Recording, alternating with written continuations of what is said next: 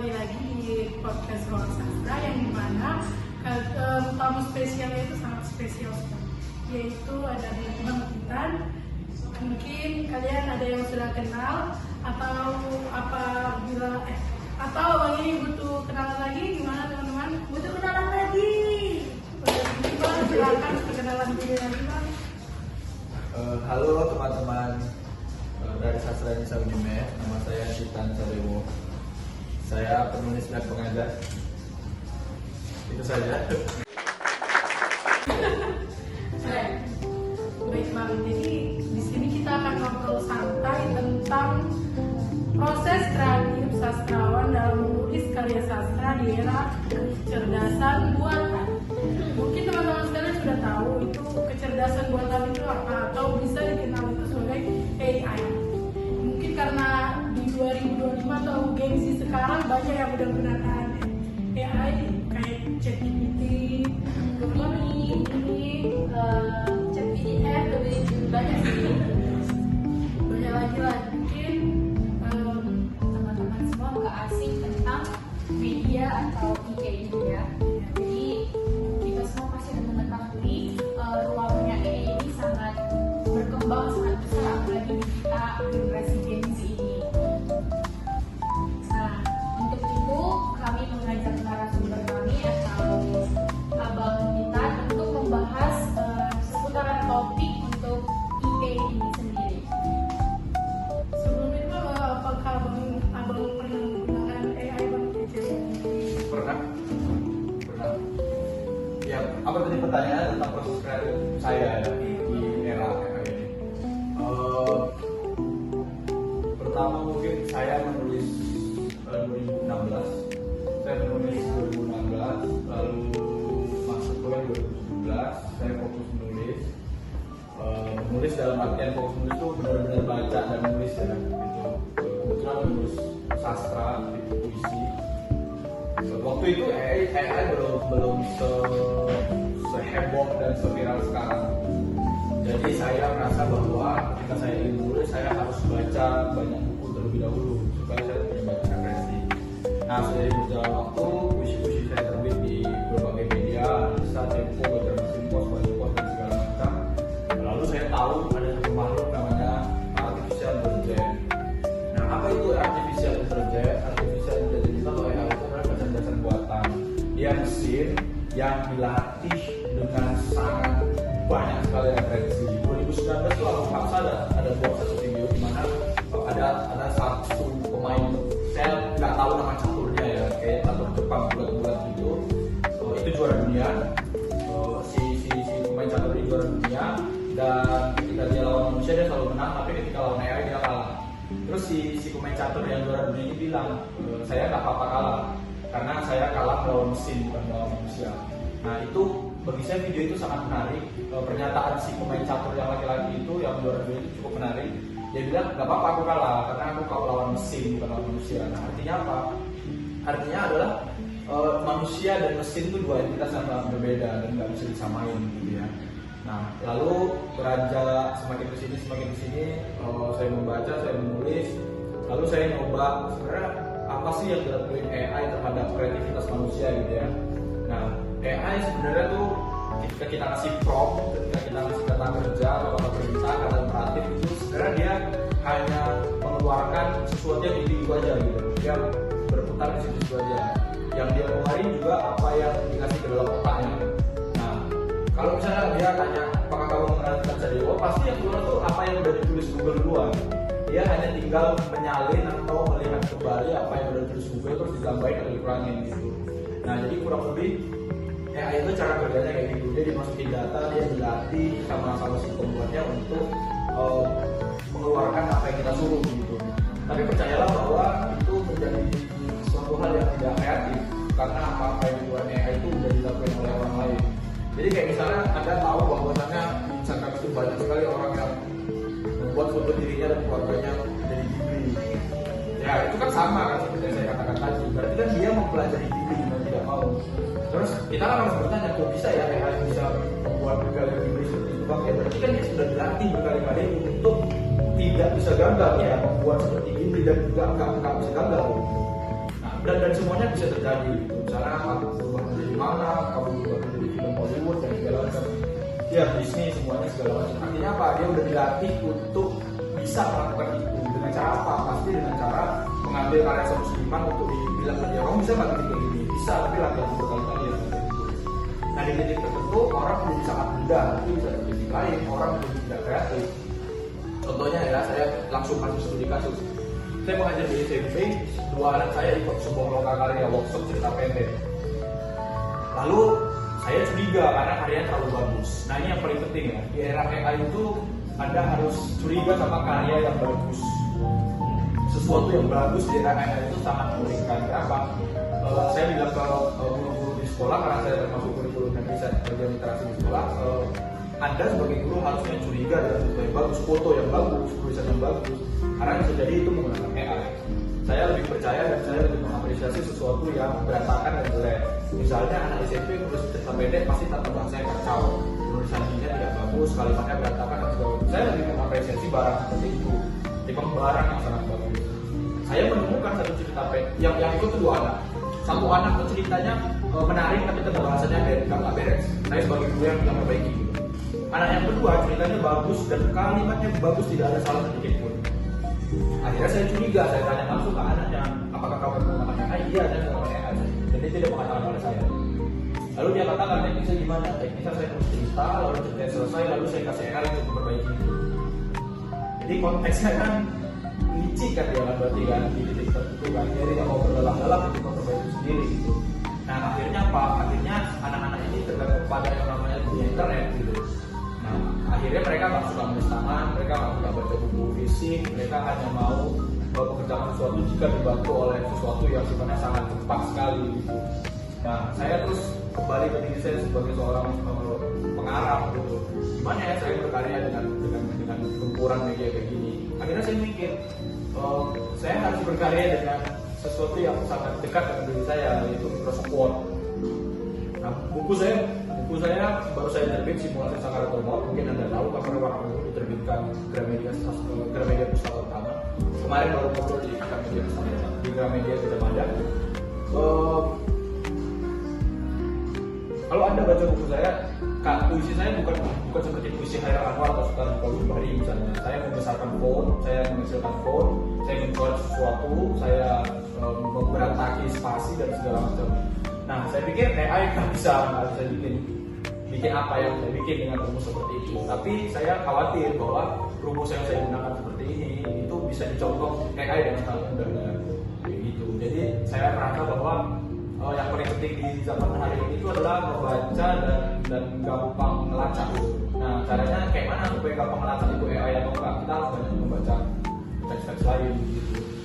Tadi kan Bang yang Abang bahas tentang foto Ghibli ini, itu jadi karena dengan adanya foto Ghibli ini kan produser yang memiliki Ghibli ini jadi langsung merugikan, merasa dirugikan dan sampai mengeluarkan surat peringatan. Jadi memang secara nggak langsung manusia diwari itu atau manusia masa kini itu alam bawah sadarnya selalu mudah ketika ingin melakukan sesuatu. Jadi kita kasih contoh GrabFood misalnya atau sistem-sistem kayak kris segala macam gitu. Dan memang ketika kita terbiasa untuk mendapatkan sesuatu yang mudah, kita tuh nggak punya atau nggak mau keluarin effort yang lebih untuk mendapatkan sesuatu gitu. Misalnya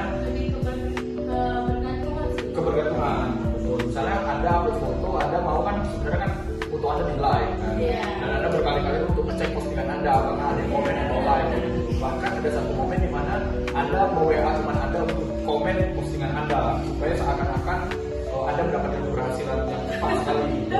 Jadi semuanya kalau ditengok tuh udah nggak murni gitu, dan kita tuh nggak punya usaha untuk membiarkan semuanya menjadi sangat organik gitu, semuanya menjadi sangat alami gitu, dan hidup menjadi sangat darder dong, hidup menjadi sangat cepat sekali gitu. Nah, kenapa sih sekarang di sosial media itu selalu banyak topik tentang mindfulness, kesadaran, makan nggak boleh sambil main handphone, kalau makan tuh beneran makan, kalau ngobrol sama orang tuh nggak boleh main handphone. Jadi kita tuh merasa bahwasannya kita multitasking, tapi sebenarnya kita nggak sadar bahwasannya kita tuh bukan multitasking gitu. Kita tuh nggak sadar aja kita lagi ngapain gitu. Ada satu buku judulnya Life Online, karya Nicola Morgan bilang gimana caranya tahu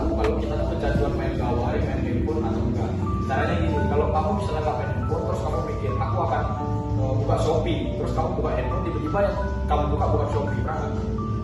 Kamu buka Instagram, tapi ketika kamu main handphone kamu buka WA. Sering. Artinya itu kamu udah duluan.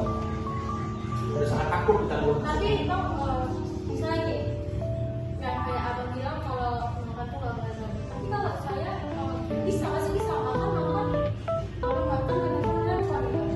Namun yang malam yang tadi itu yang udah Pak Shopee, tujuannya Pak Shopee, Pak tuh enak. Itu sering. Itu. Kalau untuk makan, jadi makan ya. Ya itu latihan kesadaran. Makanya kenapa orang tiba-tiba belajar meditasi, orang belajar yoga, terus kenapa orang tiba-tiba belajar menanam. Sadar nggak sih COVID-19 itu kan bikin orang panik juga semuanya. Iya. Dan sadar nggak sadar nanam bunga, nyiram bunga itu kan melatih kesadaran. Terus melatih kita untuk disiplin, bunga itu udah disiram atau belum ya, melatih untuk tanggung jawab gitu, konsentrasi gitu. Jadi semuanya tuh hal-hal yang kita lakuin ketika ada sesuatu tuh memanggil naluri kita sebagai manusia yang utuh gitu. Bukan manusia yang hidup dalam dunia maya yang sangat semu gitu. Kan sama kan kamu bisa ngobrol dengan teman di Eropa lewat live Instagram secara langsung. Jadi semuanya memang udah disetting secara sangat instan gitu. Nah kaitannya dengan sastra dan kepenulisan itu apa? Ya seorang penulis kan harus baca beberapa banyak buku untuk melahirkan karya yang berbeda dari pendahulunya gitu misalnya. Kalau ketika 2017 sampai 2019 saya hanya membaca buku puisi. Saya tidak membaca novel atau cerita pendek, saya ingin mempelajari puisi. Makanya saya tadi tanya kepada Anda semua, apakah di kuliah itu mempelajari sejarah sastra dan sejarah puisi, sejarah prosa misalnya. Kenapa belajar sejarah? Kenapa membaca itu sangat penting? Anda harus tahu sebenarnya sejarah itu apa gitu. Ya, Anda tahu misalnya lagu Indonesia Raya itu frasa tanah air itu sudah ada sejak 1922 di dalam puisi Muhammad Yamin. Nah, anak Indonesia tahu nggak sih sebenarnya frasa itu diucapkan atau dituliskan terlebih dahulu dalam puisi, bukan di dalam lagu W.R. Supratman. Jadi secara singkat W.R. Supratman itu meminjam dari puisi Muhammad Yamin. Lagi dan lagi itu kan sejarah, ya kan? Tanah tumpah darahku misalnya, tanah tumpah darahku misalnya, itu kan selalu ada ya di Indonesia Raya. Itu juga dari puisi Muhammad Yamin. Jadi buku puisi Muhammad Yamin itu yang pertama adalah Tanah Air dari 1922 di majalah Bank Sumatera, misalnya. Buku yang kedua Gunung Tumpah Darahku, itu juga buku puisi. Dan lagi itu kamu nyanyikan setiap pagi hari Senin, dan kamu nggak pernah sadar bahwa itu bagian dari sastra gitu. Nah kenapa kita nggak tahu? Karena kita nggak baca sejarah. Kalau kita baca sejarah pasti kita sangat berbangga hati bahwasanya kita harus membaca sastra mau tidak mau gitu. Sumpah Pemuda bentuknya puisi. Kenapa bisa bang bentuknya puisi? Karena repetisi kan. Kami putra putri. Anda bisa cek statistika yang namanya repetisi ulangan. Jadi sejarah itu penting supaya kita tuh lebih bisa tahu sebenarnya roadmap peta sastra kita itu kemana gitu.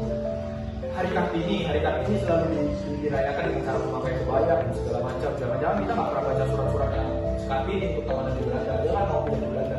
Dan Kartini mati muda pada umur 25 tahun setelah dia melahirkan. Anak Indonesia pasti nggak tahu fakta itu.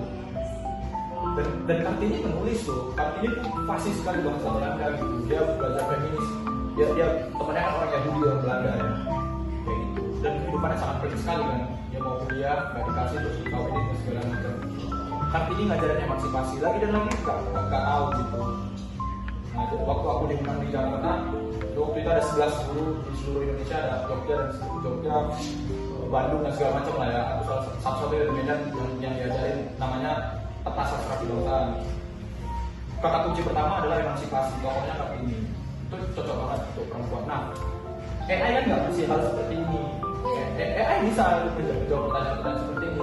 Jadi gini Pak, karena adanya AI ini, jadi kan kita udah bahas kalau saya itu sebenarnya udah ada dari, bisa dibilang dari kita sama dari kita lain. Karena saya baru menyadari dari yang aku bilang tadi tentang catur yang ada di Jepang. Ya. Nah kan di dalam komputer kita dulu pasti ada nama gamenya itu, pasti itu ada yang lawannya sama player. Dan kita dulu itu ngertinya itu kalau player itu sama orang. Ya. Kita nggak tahu itu kalau itu mesin. Dan dari karena itu kan, jadi kita selama ini udah hidup bergantung dengan AI. Kita melawan AI dan kita merasa karena dengan adanya itu, kalau misalnya kita di komputer melawan komputer kan keseringan kita menang kan. Jadi bisa dibilang karena itu jadi membuat kita bangga. Aku menang ini lawan ini, berarti aku jago. Aku lawan lagi. Jadi kayak kita merasa terinspirasi sama AI tersebut. Algoritma aku lawan ini aja daripada lawan yang lain, kayaknya lebih enak juga mau aku menjadi kayak gitu mas, lebih memudahkan sesuatu kita gitu. Ya, aku kan besar dengan budaya MPS ya. Ya. MPS tuh selalu ditanya kan di Vivo tingkat kesulitan kan kata dia. Terus ada easy, normal, hard, sama very hard. Ya kan.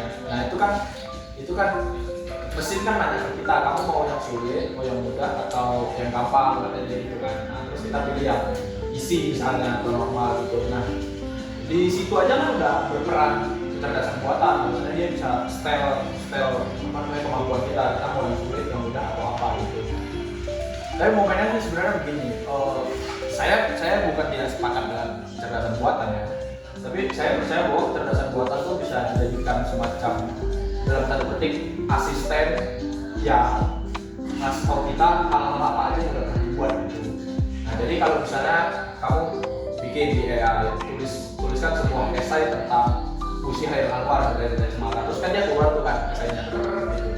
Nah kan AI kan bilang sendiri kan bahwasannya dia kan bisa salah gitu, paling bawah tuh dia kan bisa keliru kan dia bilang. Nah dengan cara kayak gitu kan sebenarnya dia pengen bilang bahwasannya kamu tuh jangan terlalu percaya sama saya gitu. Nah dengan cara kayak gitu AI itu sebenarnya ingin kita tuh tetap berpikir kritis gitu. Nah nggak apa-apa kita lihat esai dia gitu, tapi itu benar atau enggak? Nah kita bisa cek gitu. Misalnya aku selalu mengatakan ke muridku kelas 3 SMP, tapi mereka udah bikin project akhir ya, kayak semacam mini riset dan bentuknya seperti skripsi. Aku kebetulan membimbing beberapa orang, 8 orang.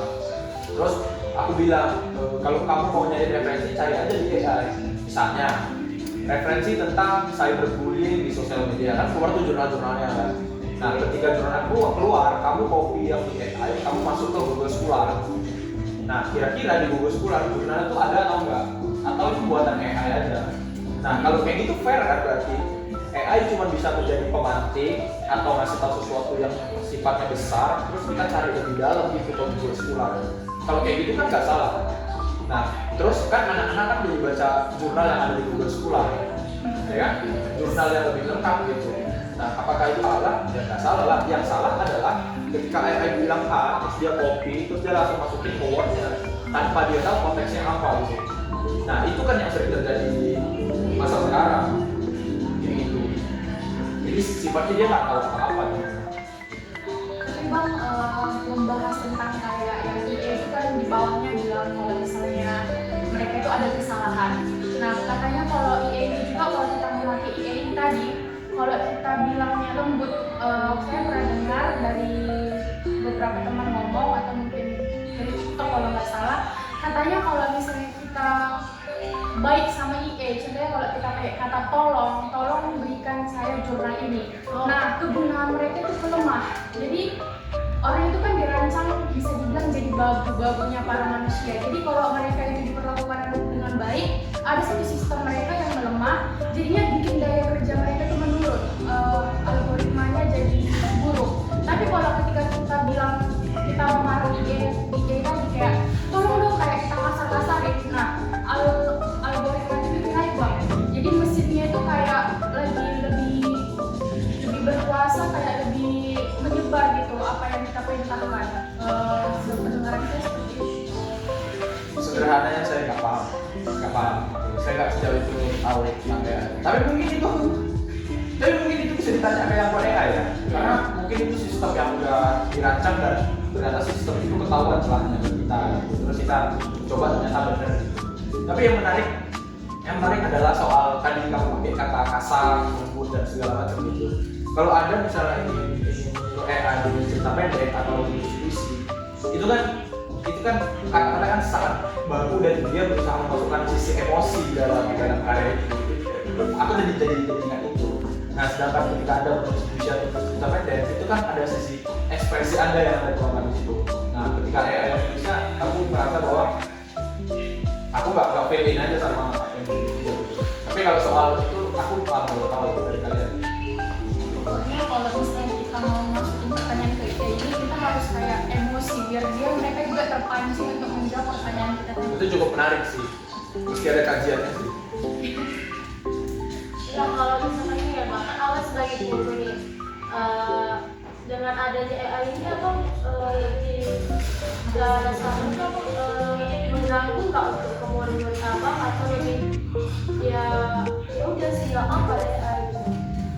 Abang lebih tergantung ke negatif atau positifnya.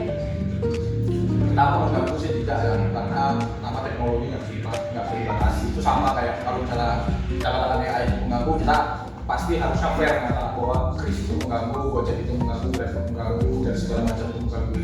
Jadi kan sebenarnya gini, konteks teknologi itu kan sebenarnya adalah bagaimana kita bijak menggunakannya. Sama seperti handphone, sama seperti TikTok, Instagram dan lain-lain. Banyak kejahatan terjadi di TikTok, banyak kejahatan terjadi di aplikasi yang baru kamu uninstall yang namanya X. Itu sangat mengerikan sekali. Sosial media yang paling mengerikan itu X.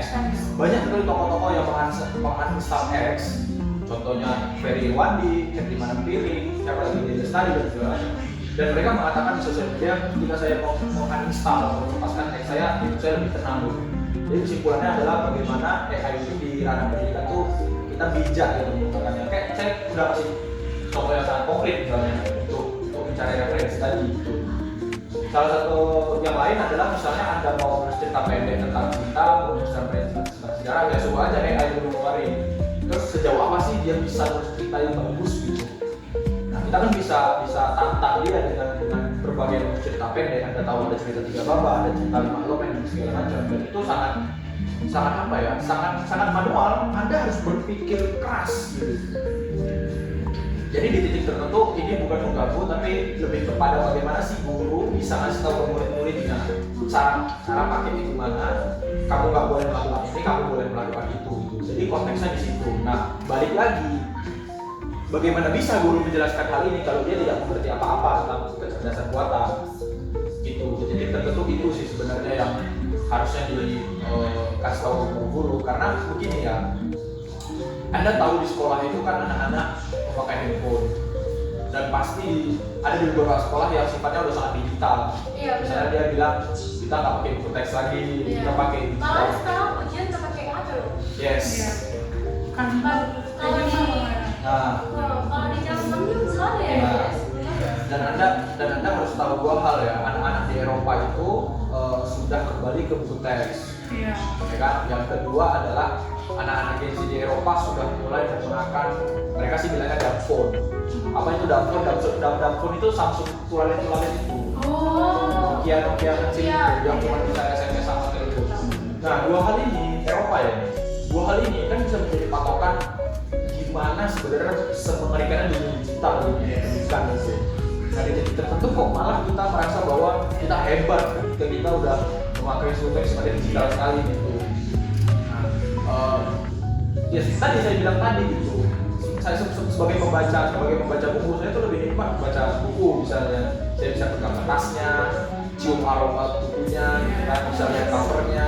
Kalau buku digital kan kita bisa baca, tapi ya cuma buku doang, dan kita merasa terpisah dengan media itu gitu. Betul, dan kita kan tumbuh besar dengan keterpisahan seperti itu kan. Kalau Anda kangen sama ibu Anda kan pengen buru-buru memeluk dia dan pengen pulang ke rumah, bukan sekadar video call doang. Masa Anda membaca buku juga perasaan seperti itu sih. Nah, aku walaupun sekarang udah bisa GrabFood, GoFood, aku tuh nggak pernah puas gitu kalau nggak datang ke nasi padangnya, iya ke kopi kenangannya, ke sini langsung gitu. Kita bisa aja buka harum kopi terus juga GrabFood dan GrabFood, tapi kan suasananya nggak didapetin gitu dan segala macam. Jadi hal-hal kecil kayak gitu kita harus diingetin lebih jauh ke siswa gitu. Yaitu fakta-fakta yang seperti itu. Dulu aku waktu ngajar ada satu kegiatan yang selalu aku lakuin tiap pagi, aku beli koran Kompas. Karena koran Kompas itu mahal, 9.000 satu, 9.000 atau 10.000 kan. Terus mikir mahal banget ya, 9.000 bisa berapa ratus ribu kalau sebulan gitu. Nah, tugasku ketika aku sebelum mulai mengajar, aku baca koran Kompas, lalu setiap pagi atau sebelum kelas itu dimulai, aku menyaringkan apa yang terjadi di koran, apa yang terjadi di dunia. Karena waktu itu ada Rusia sama Ukraina lagi perang, terus kebetulan aku punya teman yang dari Slovakia. Aku bilang ke itu bahwasannya teman saya di Slovakia bilang bahwasannya orang Ukraina itu udah ke mereka di Slovakia untuk mengungsi. Nah, jadi anak-anak tuh bukan hanya tahu apa yang terjadi di Indonesia, korupsi dan lain-lain, tapi dia juga tahu apa yang terjadi di dunia. Nah, di Israel dan Palestina, gereja dihancurin, masjid dihancurin dan segala macam gitu. Mereka tahu. Nah, kenapa bang mereka harus tahu hal-hal seperti ini? Ya supaya mereka bisa menjadi manusia yang lebih utuh, supaya empati mereka terhadap sesama tanpa melihat agama, ras dan golongan itu tumbuh gitu. Nah, momen-momen kayak gitu tuh harus tiap hari diapain gitu. Karena rasisme, bullying itu nggak pernah hilang di dunia kita. Bahkan 11 mahasiswa seperti kalian tuh pasti ada lah, tapi kalian nggak sadar aja gitu. Nah, jadi sebagai guru tuh ya kayak gitu. Nah, setelah aku tidak langganan orang kompas, aku sekarang langganan Tempo digital, hanya 140.000 satu tahun. Udah bisa dapat akses murah kan? Bisa dapat akses ke orang majalah, tapi digital. Itu. Nah, kalau mau beli majalah cukup mahal, 30 sampai 50.000. Gitu. Tapi ya aku bisa baca digital lah. Kita usaha dulu kan. Di sini kan banyaknya karena adanya ya ini kan bisa dibilang kita beralih ke apa namanya? Sekarang kan banyak kali bang kayak anak muda yang FOMO untuk menerbitkan buku. Wih, dahsyat.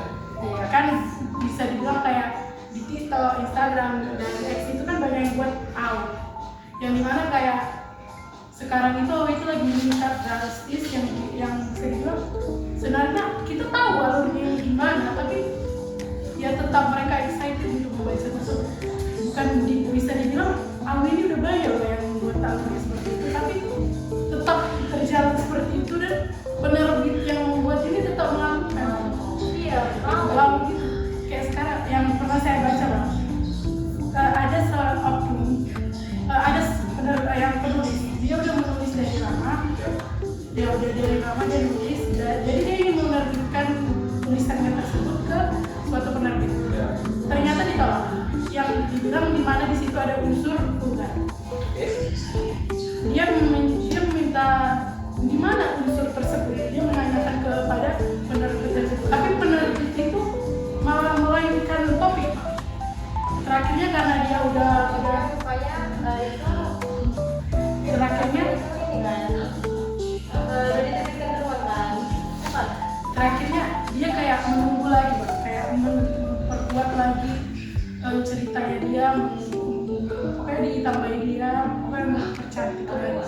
Dan ternyata pas saat FOMO-nya ada ini, ada seseorang yang mengcopy tulisannya dan dia memasukkan itu ke TikTok dan rame.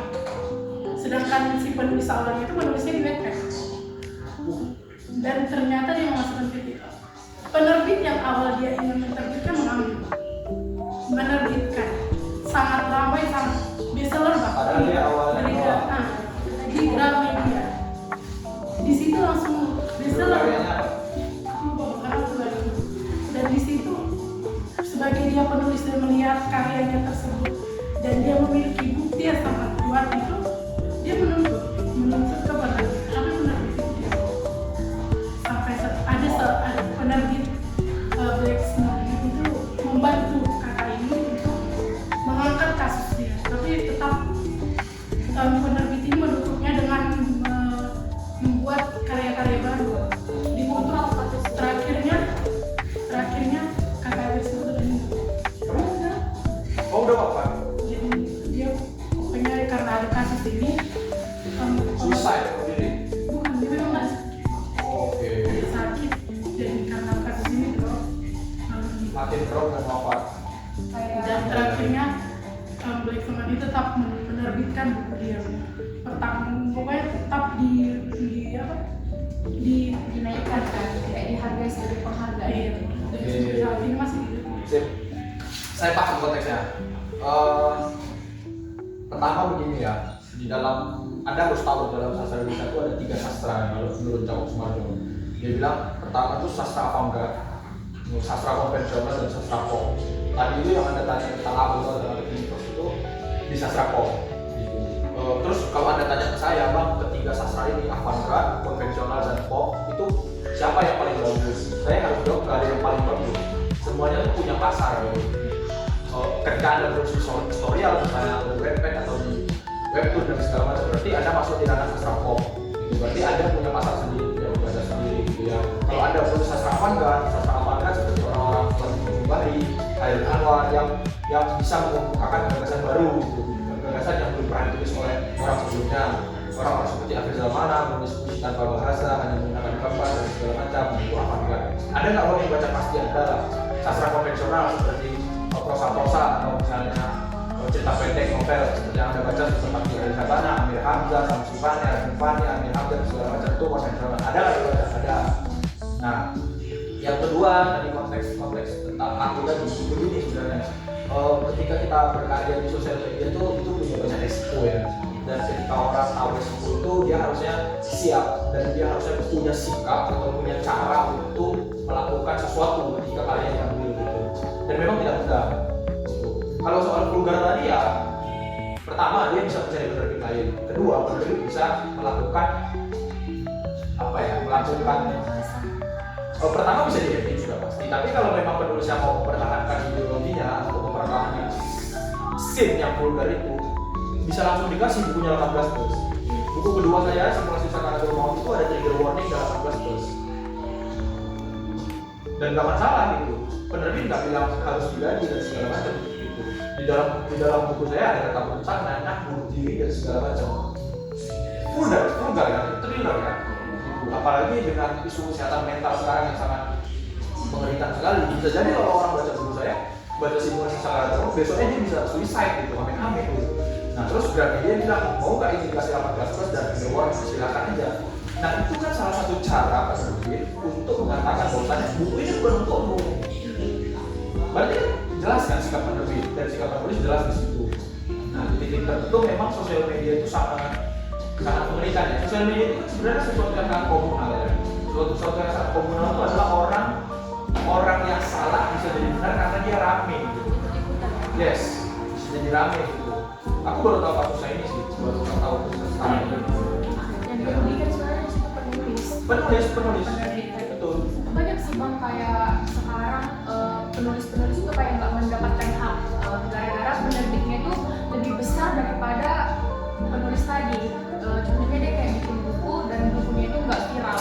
Sementara ada suatu orang yang menaikkan buku itu viral dan penerbit itu lebih konkuren ke dia. Kayak ini nanti yang bakal bikin nama penerbit ini mungkin naik. Salah satu contohnya buku kalau yang dipilihkan sekarang kayak bukan Cinderella yang dimainkan oleh Fuji. Kayak kita membahas tentang hal kehomoan. Kalau orang Indonesia bisa dibilang kayak FOMO, kayak mengidolakan seorang itu kan kayak berlebihan, terlalu kayak mendewakan, mentuhankan. Nah, jadi ada satu penulis yang menuliskan buku ini di Wattpad-nya sampai jutaan penontonnya bang. Itu memang bukunya tuh bisa dibilang bagus. Cuman gara-gara produsernya salah membawa pemain, gara-gara FOMO tadi, produser berpikir kalau misalnya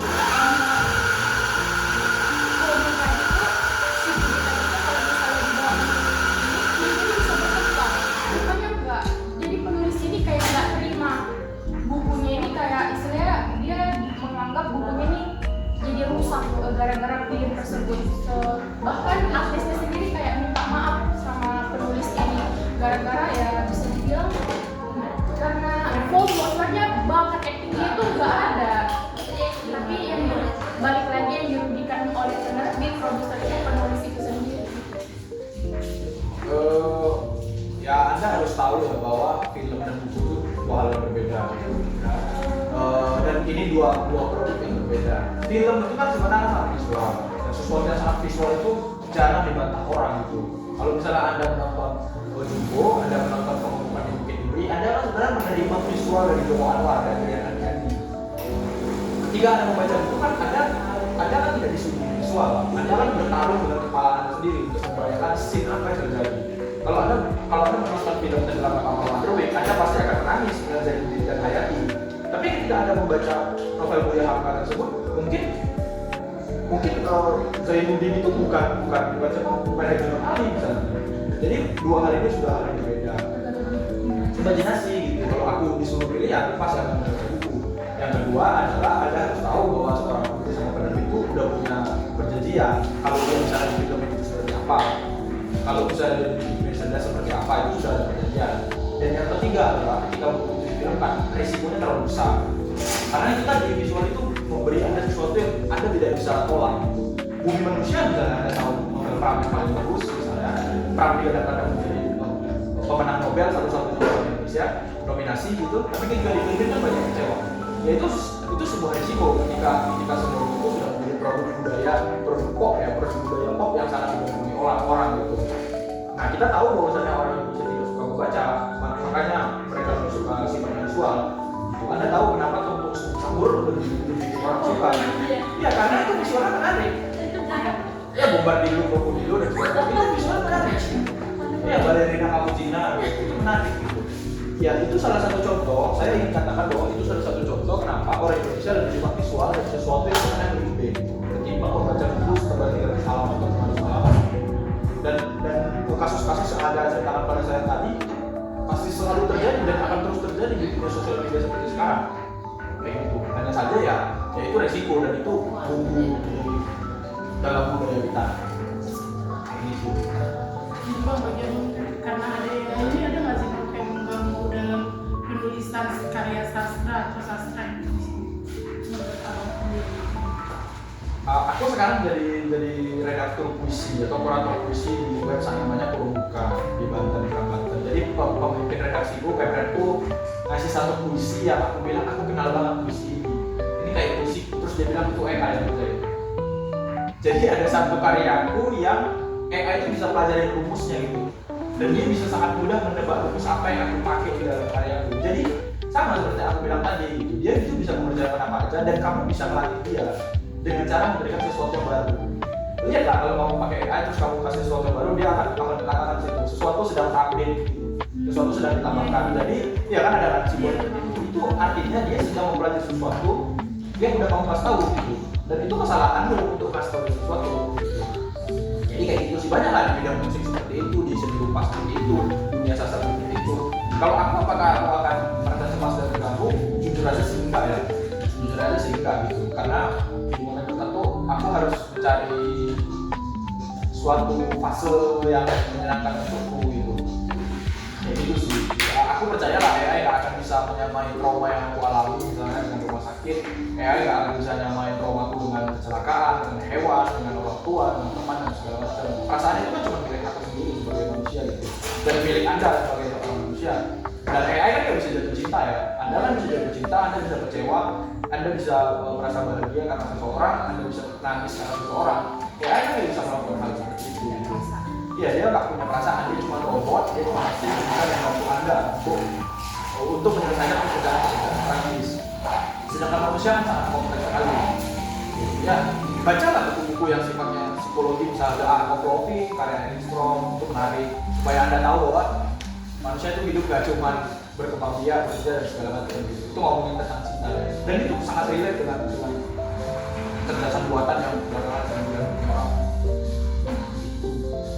Nah, ini kan Mas, Abang sebagai sastrawan ini, bagaimana pandangan Abang menurut AI ini di masa depan?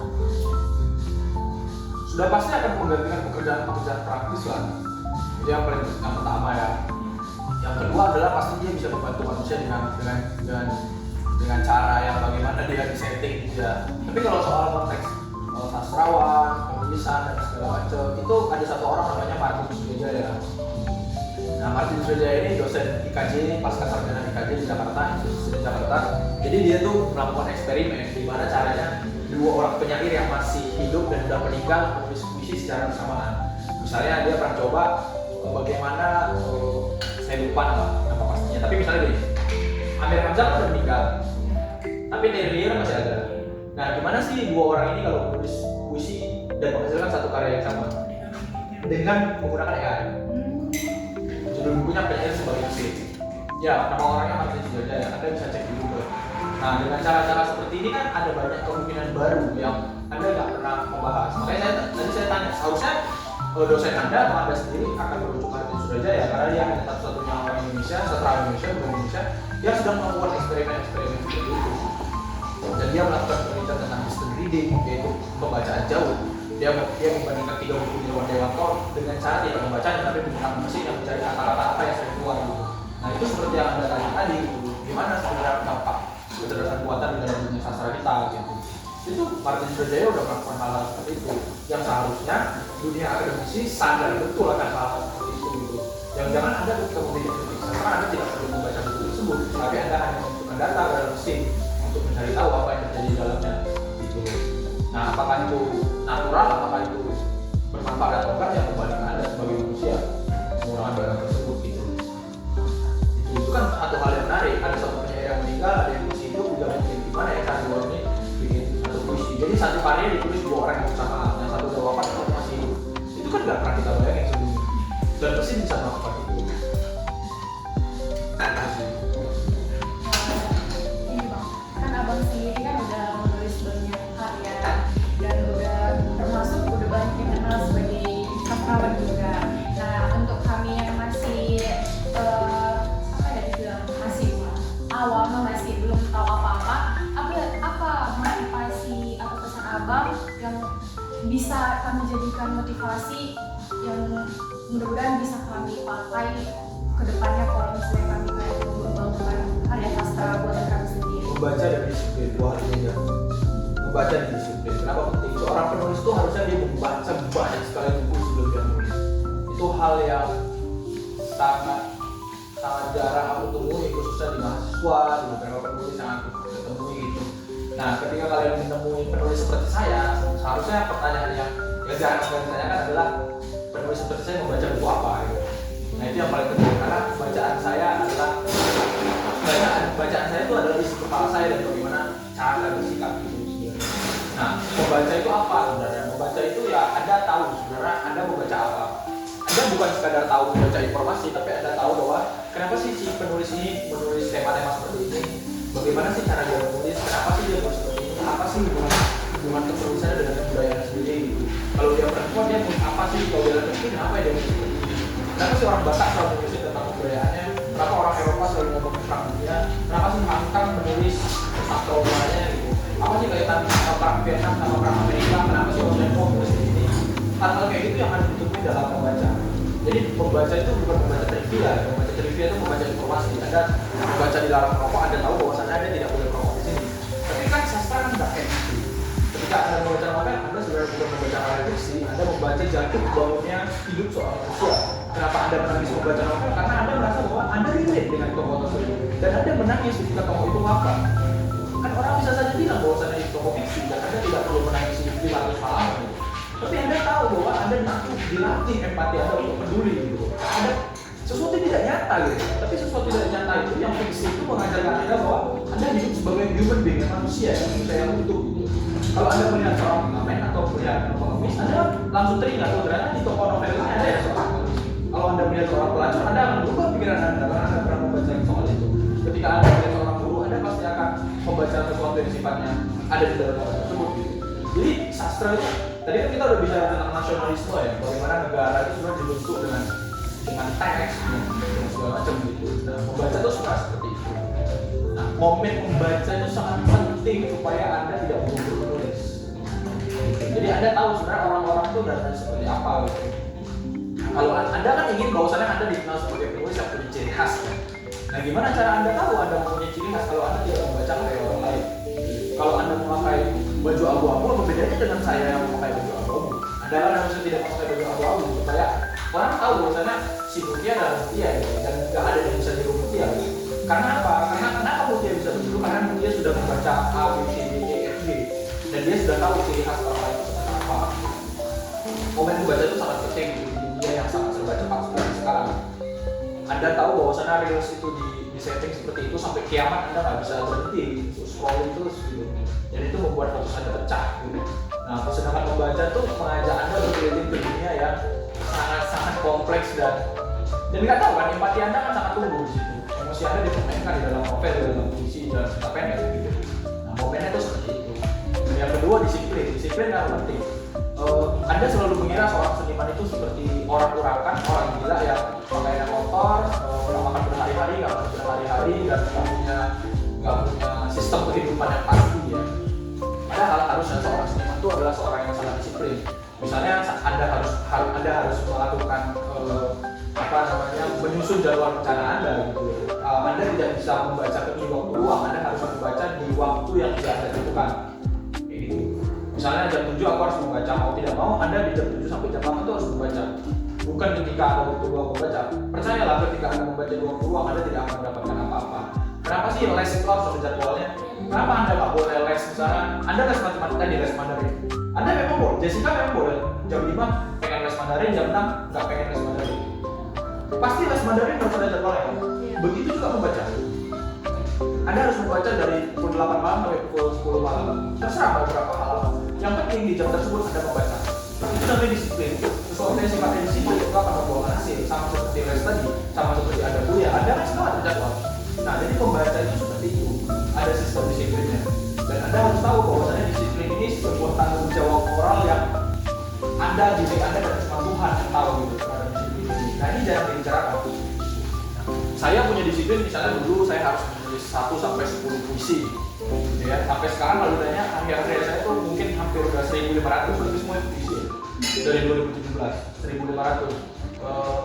Karya saya pernah di Tempo, koran besar di Jakarta itu ketika saya sudah mengirim 150 karya. Yang dimuat hanya 2 puisi, 2 karya. Itu kegilaan saya yang sampai sekarang saya nggak bisa melakukannya lagi karena pada waktu itu saya harus men-setting di Gmail saya itu harus satu hari itu 10 puisi. Jadi saya ada 15 hari yang full ngirim ke karya ke Tempo terus. Saya pernah ngirim di Baca Petra, sebuah website di NTT itu sampai 300 karya. Dan itu hasil dari kerja saya menulis puisi berkali-kali sampai akhirnya diterbitkan cuma 8 puisi. Jadi itu banyak sekali cara-cara yang saya harus berdarah-darah terlebih dahulu untuk menulis dan membaca ketika menulis karya. Nah, kenapa 2 hal ini penting? Karena seperti yang kita bicarakan tadi, dunia itu sudah sangat instan dan orang tuh nggak mau berlelah-lelah gitu untuk capek. Capek itu kan sebenarnya enak ya. Kan yang paling kamu hargai itu kan bukan hasilnya, tapi kan prosesmu gitu loh. Kalau kamu misalnya kuliah, kamu udah capek-capek kan, jangan-jangan nilaimu tetap D gitu. Tapi kan kamu kadang-kadang lupa, kamu sebenarnya udah ketemu ibu-ibu di angkot, ibu-ibu juga capek, tapi dia terjualan gitu. Terus kamu lihat daun jatuh, terus daunnya ada yang hijau, ada yang coklat, gitu kan kamu harusnya refleksi terhadap hal kecil kayak gitu kan. Dan kamu, ya kan, itu nggak sadar aja terhadap hal gitu. Nah, jadi hal-hal kayak gitu tuh perlu mengucapkan terima kasih terhadap hal tersebut gitu dan sastra itu menumbuhkan hal tersebut. Yang ketiga adalah Anda harus belajar sesuatu di luar lingkup Anda. Ini juga yang paling penting kalau Anda memang pengen jadi penulis ya. Kalau Anda kuliah sastra, Anda harus belajar bahasa, Anda harus belajar berenang, Anda harus belajar tentang antariksa, Anda harus belajar tentang IPA, tentang sains. Anda tahu ada orang namanya Di Lestari, dia menulis fiksi sains. Bagaimana dia tahu tentang sains kalau dia tidak belajar tentang saintis misalnya? Bagaimana dia tahu tentang luar angkasa kalau dia tidak belajar astronomi? Mahasiswa sastra seperti Anda sebenarnya harus membaca sifatnya yang bukan budaya. Anda harus baca arsitektur misalnya. Sederhana, Anda tahu kafe-kafe yang dijebol-jebol itu, yang kafe-kafe industrial itu, yang tembok terus dijebol dan segala macam ya. Kalau Anda membaca sejarah arsitektur, itu arsitektur negara-negara yang kalah perang. Jadi perang dunia pertama, perang dunia kedua kan negaranya kan miskin kan. Nah, arsitekturnya kurang lebih itu rumahnya kayak gitu. Dan itu ngingetin kita sama Palestina kan, rumahnya kayak gitu semua. Kan kalah perang, kalah dihancurin kan rumah mereka di Indonesia. Dan Anda kan tahu kalau ketika Anda ke kafe yang arsitektur seperti itu kan feel Anda kan lain kan. Karena Anda tahu sejarahnya seperti apa. Nah, itu berubah pikiran Anda gitu. Itu satu konteks yang selalu bahas kamu itu bahwa ketika kita membaca, ketika kita tahu sesuatu terjadi berubah dalam diri kita gitu. Nah, kita tidak memandang sesuatu menjadi sangat remeh, tapi kita bisa merefleksikan itu gitu. Kalau nggak percaya, Anda cek lah. Perang dunia pertama, perang dunia kedua tuh Amerika hancur, Jepang hancur dan segala macam. Nah, itu yang penting gitu. Kenapa Anda harus belajar masak, belajar berenang, belajar astronomi dan segala macam? Anda punya banyak fantasi ya. Mungkin Mutia pengen nulis novel tokohnya seorang astronom. Bagaimana tahu Mutia bisa merangkai seorang astronom, tokoh seorang astronom? Ya dia kan harus belajar astronomi. Dia nggak bisa mengandalkan bakat alam. Bakat alam itu apa? Bakat alam itu Anda merasa bisa menulis puisi ketika Anda melihat cowok ganteng. Anda kan langsung tergugah kan? Cowok itu ganteng banget, aku harus langsung nulis puisi lah gitu kan? Tapi kan itu kan cuma bakat alam. Bakat alam itu seakan-akan Anda bisa menuliskan padahal Anda tidak tahu apa-apa gitu. Kalau Anda mau menulis puisi yang bagus, Anda kan harus belajar linguistik, Anda harus belajar stilistika, Anda kan harus membaca kejadian yang lain. Kalau Anda ingin menulis novel, Anda harus cari referensi itu. Kalau Anda misalnya ingin menulis novel sejarah, apakah Anda harus harus merangkai sejarah yang fiksi. Oh enggak, Anda akan dituntut habis-habisan sama pembaca. Kalau Anda ingin menulis novel sejarah, Anda harus membaca jurnal sejarah dan Anda harus membaca buku sejarah. Lagi dan lagi, apakah itu buku sastra? Bukan kan? Itu yang jarang dibicarakan di dalam dunia akademik sastra. Nah, ketika saya menulis puisi tentang hewan, misalnya Anda tahu ya di dalam buku itu ada hewan. Saya membaca banyak kelakuan hewan. Saya jadi tahu misalnya komodo itu punya 2 penis, flamingo itu bisa mengeluarkan darah dari mulutnya. Itu kan saintis kan, bukan sastra itu. Semut bisa berkomunikasi lewat antena misalnya, apalagi cicak memutus ekornya dan sebagainya, itu kan saintis, sifatnya saintis gitu. Semua itu saintis dan punya alasannya. Burung paruh sepatu suaranya seperti AK-47, kenapa koala tidur terus dan sebagainya, sifatnya semua saintis. Dan itu nggak dipelajari di dunia sastra. Ya memang itu nggak dipelajari. Dunia sastra itu hanya mempelajari bahasa, kebudayaan dan segala macam berhubungan dengan masyarakat. Nah tapi semua hal wawasan-wawasan itu Anda harus cari tahu sendiri. Dengan cara apa? Dengan cara membaca dunia yang di luar Anda. Seakan-akan itu di luar Anda, tapi Anda nggak sadar bahwasanya semua dunia ini kan sifatnya sangat saintis kan. Hujan baru saja turun, tiba-tiba panas dan segala macam. Masalahnya kan kita nggak pernah penasaran lagi terhadap sesuatu yang udah kita alami sehari-hari. Kalau misalnya murid Anda nanya, Bu, kenapa sih tiba-tiba bisa hujan? Anda kan nggak bisa jawab secara saintis kan. Terus Anda bilang, ya udah apa-apa hujan aja gitu. Nah, kan sebenarnya semuanya bisa dijawab dengan secara saintis. Murid saya pernah nanya gini, kan saya kalau di kelas ngomongnya kayak gini ya, kalau ngidul terus kemana-mana. Terus dia tanya gini, Pak Titan, di dunia ini yang paling banyak tuh manusia atau ikan ya? Gimana tuh kalian kalau jadi guru ditanya kayak gini? Random, tapi dia harus tahu loh jawabannya apa. Terus saya balik tanya, di dunia ini lebih banyak daratan atau lautan? Terus dia bilang lautan. Ya udah, sekarang tugas kamu kan sudah tahu yang paling lebar itu di lautan, kamu harus cari tahu di lautan itu seberapa banyak ikan. Dan di lautan itu kan kita tahu bahwa sana ilmuwan pun hanya masih 5% ya tahu lautannya. Ada yang namanya zona abisal, zona yang dimana itu gelap, nggak kena matahari dan di situ ya nggak bisa diselam dan segala macam. Saya cuma diteliti dan segala. Silakan baca zona abisal dan lain-lain. Jadi pertanyaan dia menumbuhkan rasa ingin tahu yang besar sekali untuk dia membaca lebih jauh. Jadi guru itu bukan sumber jawaban, guru itu bukan nabi ya. Guru itu bukan tugasnya menjawab semua pertanyaan, tapi dia mempertahankan rasa ingin tahu. Dan pendidikan itu kan sebenarnya itu. Kenapa sih kamu kuliah di Unimed? Kenapa sih kalau kamu kuliah kalau kamu sebenarnya tidak ingin mengembangkan rasa ingin tahu? Mending kamu jualan pecel lele aja, supaya kamu jadi orang kaya, bisa kasih uang ke orang tua gitu. Tapi kan kamu nggak sadar aja, kamu sebenarnya sedang mempertahankan rasa ingin tahu terhadap dunia. Kenapa kamu menulis? Kenapa kamu membaca? Karena kamu pengen tahu di depan itu ada apa ya. Kalau aku kayak gini jadi apa ya? Kenapa orang mau S2, S3 itu kan rasa ingin tahu yang besar sekali. Gitu. Nah pendidikan itu sebenarnya seperti itu. Jadi siswa itu memang harus kita tuh harus agak kontroversial gitu di kelas. Memberi pertanyaan yang di luar nalar gitu, out of the box gitu.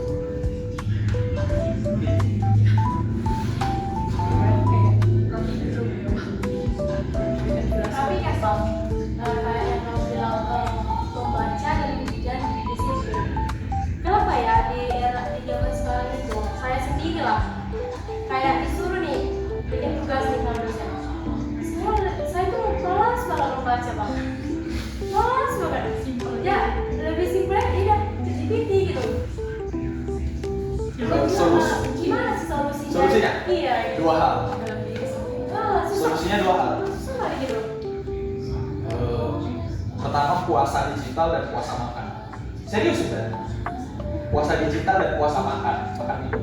Ini kita nggak ngomongin Islam, Kristen, dan Hindu, bukan. Jadi puasa itu konteksnya bukan teologi, bukan agama, tapi puasa itu lebih ke kesadaran di mana manusia itu sebenarnya rakus banget sama dirinya sendiri gitu. Makan mulu gitu. Nah, makan dan minum ini dua hal yang mirip-mirip ya. Tapi sadar atau enggak, kita tuh udah kebanyakan konsumsi konten.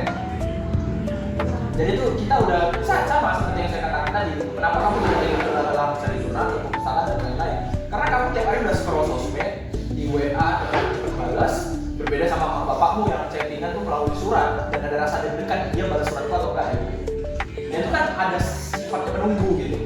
Ya kan? Itulah kenapa orang-orang anak media atau pengen kembali ke Samsung biasa itu dia cuma bisa SMS sama telepon gitu. Dan kabarnya di Eropa itu nggak pakai pulsa, mereka gratis.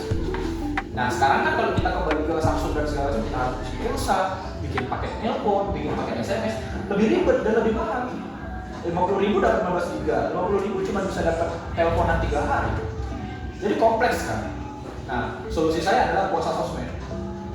Tapi kan Bang, wajar nggak sih mahasiswa itu juga bergantungan dengan AI karena di Indonesia sendiri dia malah mengembangkan AI itu. Kan kalau di Eropa dia udah kembali ke ini kan. Kenapa di Indonesia itu ya ini? Ya karena orang tak pada kecanduan sama digital kan, dan mereka nggak berani untuk ambil keputusan untuk puasa digital, puasa sosmed misalnya. Kamu bisa coba ke dirimu, kamu copot Instagrammu selama 1 hari aja atau 2 hari aja. Yang paling harus dilakukan manusia hari ini tahu nggak apa? Nggak mesti tahu semua hal. Memang nggak mesti tahu. Kamu nggak mesti tahu selebriti hari ini sedang kenapa. Kamu nggak mesti tahu teman komunitas apa. Kamu nggak mesti tahu teman pergi kemana dan segala macam. Tidak menjadi tahu apa-apa di dunia yang serba cepat seperti ini, sungguh lupa sekali. Dan kamu nggak percaya bahwa kecemasanmu, ketakutanmu itu akibat sosialmu yang sangat cepat sekali gitu. Nah, kamu bisa dengan tenang menyiram tanaman, kamu bisa sangat tenang membantu ibumu, bisa sangat tenang membaca tanpa kamu tergantungan apakah fotomu di like hari ini atau di komen atau enggak, kayak gitu. Ya, posisi yang sangat radikal, ya, keputusan yang sangat radikal yang paling akar sekali adalah menguninstall sosial mediamu. Kalau kamu tidak bisa membatasi 1 hari kamu main video 1 jam, itu susah sekali karena handphone itu udah dekat mobil. Cara-cara yang paling tepat adalah kamu harus tidur pukul 9 malam, HP-mu ditaruh di luar kamar, laptopmu ditaruh di luar kamar, semua barang digital ditaruh di luar kamar, dan kamu bisa tidur nyenyak dan bangun lebih pagi lebih fresh. Percayalah bahwa sleep call itu kan budaya-budaya yang diciptakan untuk kamu ketergantungan kan. Iya. Saya nggak katakan kamu sleep call sama pacarmu ya, tapi sama temen pun kadang-kadang sleep call, ngobrol ngalur ngidul sampai tengah malam dan segala macam. Dan itu membuat kamu melatih kesadaranmu bahwasannya kamu harus tidur pukul 12, tidur pukul 11 malam dan segala macam. Kenapa sih kamu tidak tidur? Bahkan nggak tidur. Bahkan tidak tidur dan sengaja untuk men-setting dirimu tidak tidur di hari Sabtu dan hari Minggu. Iya benar tuh Bang. Artinya apa? Artinya semua itu udah kontrol diri manusia sendiri. Seperti pertanyaanmu, kenapa di Indonesia AI itu semakin senang kan orang ada AI? Iya, Karena semakin instan. makanya karena mereka nggak berani ngambil keputusan untuk puasa makan dan puasa digital. Puasa makan dan puasa digital itu 2 hal yang sangat harus dilakukan orang zaman sekarang. Kalau kamu puasa makan, kamu nggak perlu membawa bekal, kamu tidak perlu minum kopi apa hari ini, kamu tidak perlu bekal makan siapmu apa hari ini. Yang perlu kamu lakukan adalah menyelesaikan semua tugasmu di hari itu dan akan makan di malam hari. Dan itu sangat menyenangkan sekali, kamu bisa sangat fokus. Sama seperti detox digital tadi. Kan pertanyaannya kalau kamu mau uninstall, sepenting apa ya Instagram untuk duniaku gitu, sepenting apa ya sosial FB untuk duniaku gitu. Semakin banyak aplikasi dalam duniamu, bukankah identitasmu semakin kamu kasih ke dunia internet? Iya kan? Kamu kan memberi password ke dunia internet, terus kamu memberikan identitas. Kamu kan nggak sadar aja kamu bisa dilacak dengan waktu yang sangat singkat, dengan detik. Semua orang tahu namamu. Sekarang ada yang namanya Google Map. Bukankah sekarang sesuatu bisa sangat lebih terbuka dan itu sangat berbahaya, apalagi kalian perempuan ya. Kalian perempuan kita berbeda gitu. Maaf kata aja kita berbeda gitu. Kalau Anda pulang jam 12 malam atau 11 malam itu sudah sangat bahaya gitu. Dan dunia itu udah sangat chaos. Jadi itu kesimpulannya 2, detox digital sama detox makanan dan minuman. Pengendalian diri tadi kan Yes. ketergantungan. Yes. Salah satunya kayak orang yang kecanduan medsos. Itu kan dari AI yang dimana orang itu kayak diuji adrenalinnya untuk terus main. Betul. Dan slot game itu kan memang dirancang untuk diberikan hadiah secara acak. Nah ini memang develop game yang bilang. Jadi game itu dibuat dengan sistem acak, dimana kalau mau hadiah kamu nggak tahu kapan. Aku lupa nama teorinya apa, tapi teori ini tuh bermula dari sebuah kotak yang berisi makanan, lalu ada burung merpati. Kalau ada tombol di kotak itu dipencet, makanan keluar. Tapi satu hari ketika tombol itu dipencet, makanan nggak keluar. Akhirnya burung merpati kan memencet terus. Iya.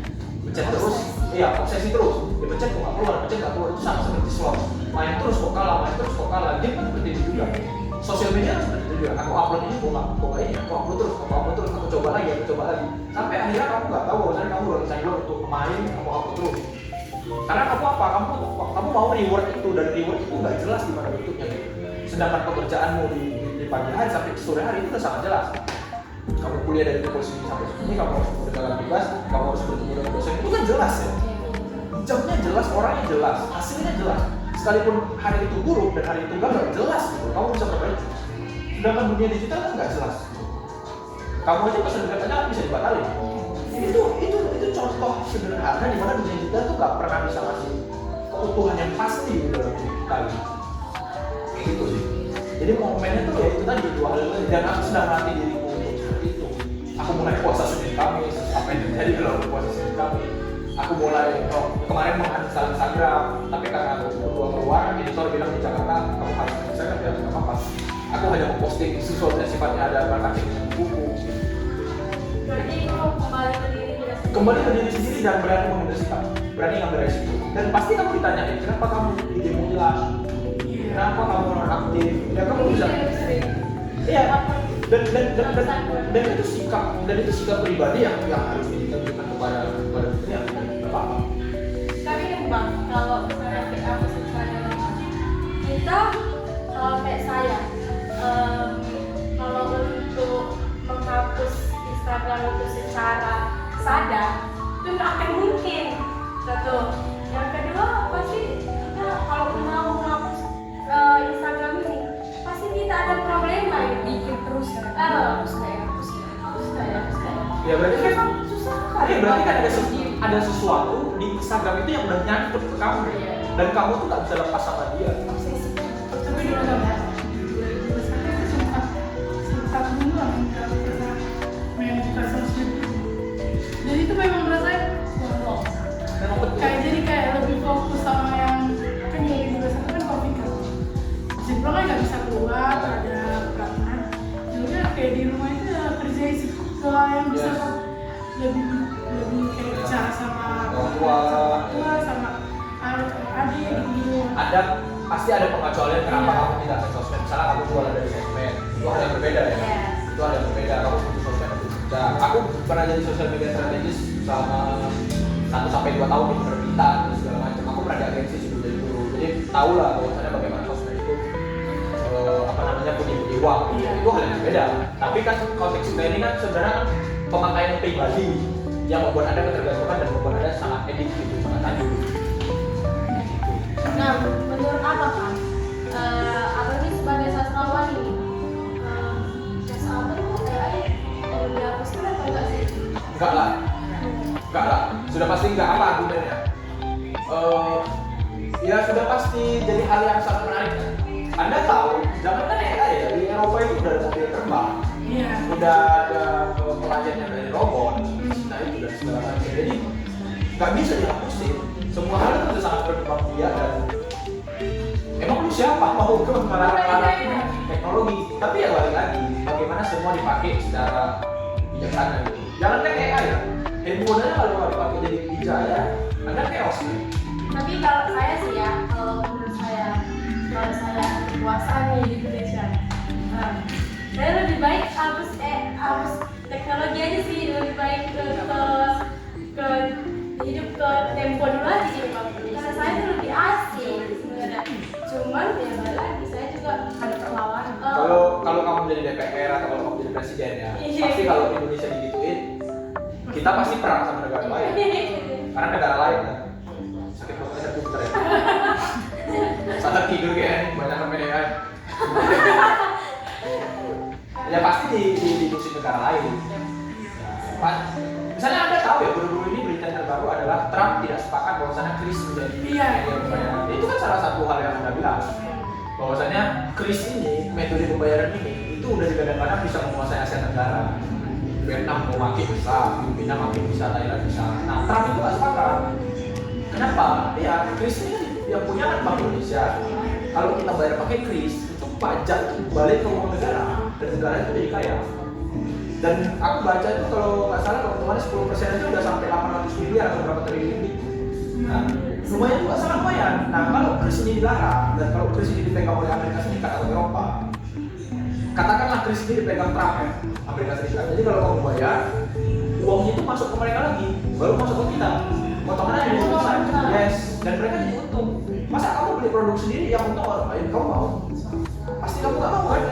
Nah, hal-hal kecil kayak ini tuh harus dikasih tahu ke anak-anak. Jadi supaya tahu bahwa teknologi itu seperti apa cara kerjanya. Nah itu kan sangat kompleks ya. Dan kita pasti nggak tahu lah bagaimana kompleksnya itu kerja ya. Tapi Tapi kita tahu oh ternyata kalau bayar ini semuanya masuk pajak, saudara jadi kaya dan segala macam. Karena bisa bangun jalan tol, dan aspal dan segala macam. Itu kan sederhana kan, seperti yang anda bilang tadi, kalau teknologi bisa hapusin dan segala macam. Yang hal-hal kayak gitu aja sih. Supaya nggak kita jadi hal kecil ini kok bohong sih. Yesus ya.